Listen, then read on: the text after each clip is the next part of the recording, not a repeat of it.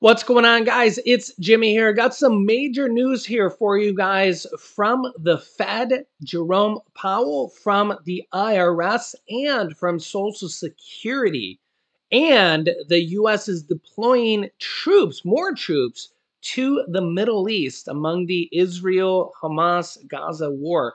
All that for you guys here in this video.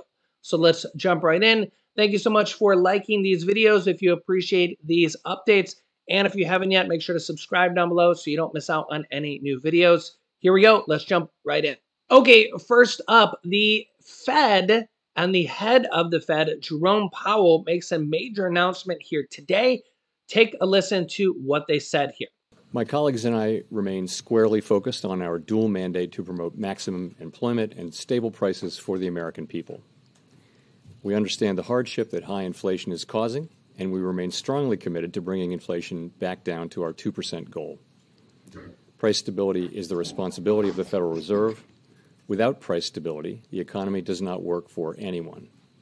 In particular, without price stability, we will not achieve a sustained period of strong labor market conditions that benefit all.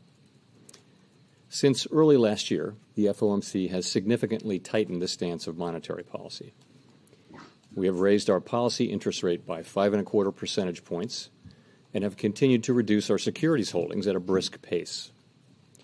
The stance of policy is restrictive, meaning that tight policy is putting downward pressure on economic activity and inflation, and the full effects of our tightening have yet to be felt.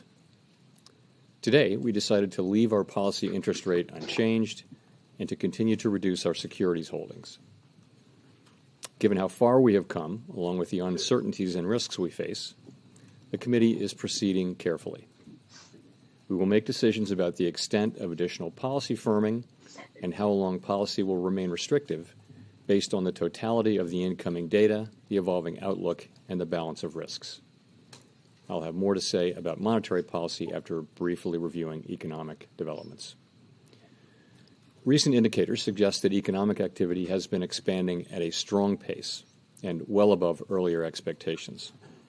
In the third quarter, real GDP is estimated to have risen an outsized annual rate of 4.9%, boosted by a surge in consumer spending.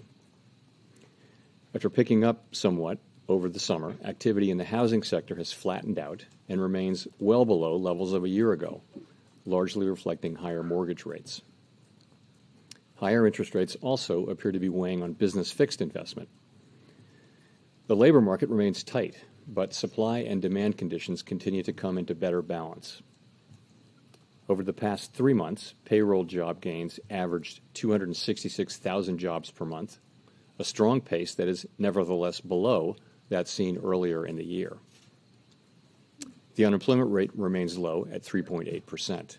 So the Fed doesn't raise interest rates here today, but continues with their mantra, higher interest rates for longer. This comes as interest rates on mortgages over 8%, the highest they have been in over 20 years, adding thousands of dollars onto people's mortgages, and credit card interest rates here at the highest they have been ever, as the average credit card interest rate is now nearly 28%. Yikes. Famed bond investor Double Line's Jeffrey Gundlach says that interest rates are going to fall in early 2024 as a major recession arrives. So keep your eye on that. We will see.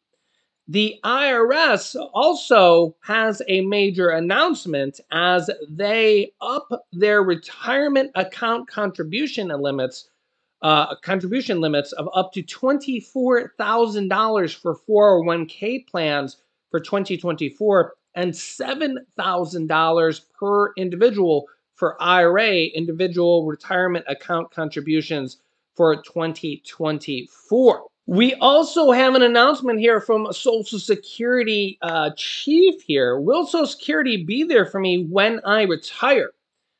Here's how the agency's chief actuary answers that common question. This comes here as Social Security Trust Fund on track to run out of money in 2023, according to analysis. Also here, we have more than 1 million people are waiting for Social Security to process initial disability claims. The consequences are devastating. Yikes. Yeah, so Social Security says here, when it comes to Social Security, many people have one question: will my benefits be there when I retire? Fears the program could run out of money tempt some people to claim benefits as early as possible to get back the funds they have paid into the program for their retirement. Meanwhile, beneficiaries who are already receiving monthly checks may worry that their income will come to a stop. Now, I don't think Social Security is going to run out of money completely, because there's always new money being paid into the system. You got to remember that there's always new money being paid in. So even if we get to a point where the Social Security Trust Fund gets depleted, what will happen is the new money that gets paid in on a daily and monthly basis will then be paid out on a daily and monthly basis. So Social Security will never quite run out per se, if you can picture that, okay? But when they say Social Security will run out of money in 2033, you just have to kind of picture what they're saying there, that the reserves will run out, but there will always be new money coming in.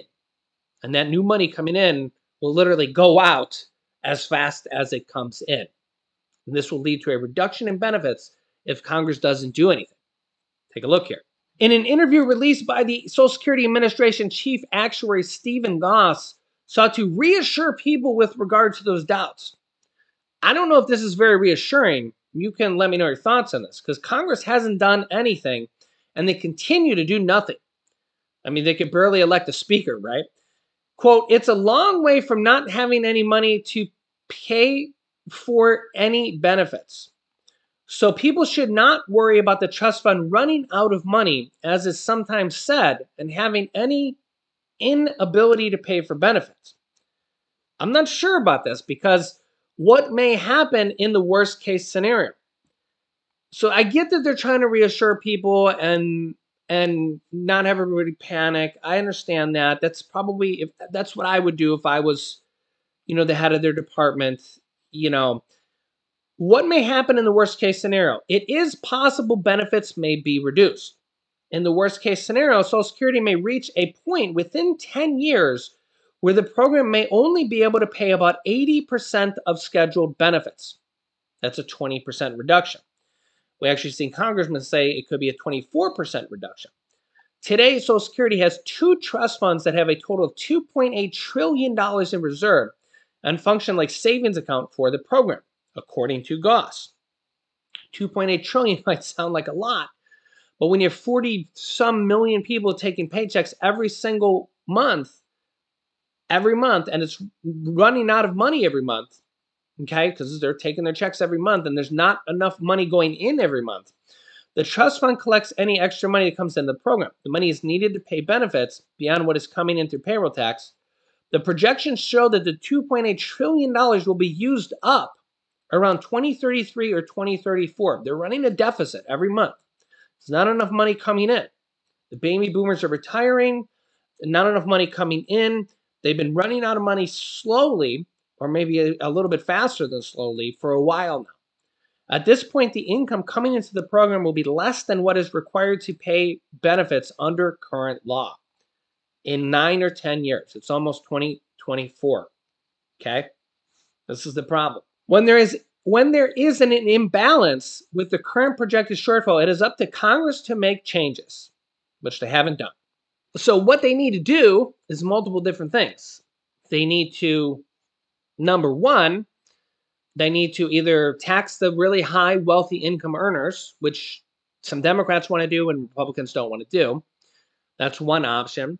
They need to tax all the people paying into Social Security a little bit more, which is an option. They need to raise the Social Security retirement age, which they did previously, once already, with the Reagan administration, right? And really, if they hadn't done this, Social Security may have already ran out of money. These are like the necessary things that need to be done. And I hate to say it, like whoever does this, they're going to like maybe potentially even blame like the president, whoever happens to be in office. And these are the things that need to be done, or else it's going to run out of money.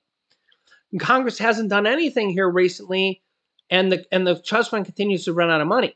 Okay, or they need to have a reduction in benefits. And if they don't do anything here within the next 9 or 10 years, there's going to be a 20 to 24% reduction in your current Social Security benefits. And Republicans and Democrats can't do anything. They want to blame the other side. You know, Democrats blame Republicans, Republicans blame Democrats. Nothing gets done. And every year that gets closer, the whole year went by and nothing got done. And every year that gets closer, in fact, Biden and Trump both say that they're not going to touch Social Security. They're not going to touch Social Security. They can't do that because if nothing gets done, then expect a 20% reduction to your Social Security benefits. Because if it runs out of money in 10 years, there's no money left. There's no money left. And only the money that comes in on a daily basis will be paid out. And it's not enough. It's not enough. Okay. There's not enough coming in. Okay. And this is the problem, right? Nobody wants to touch it, but there's a shortfall coming. It's not enough money coming in. Okay. See the problem? This is the major problem. And they've known this for years. And every year they do nothing. There's not enough money coming in. And the longer they wait, there's less and less money in the trust fund.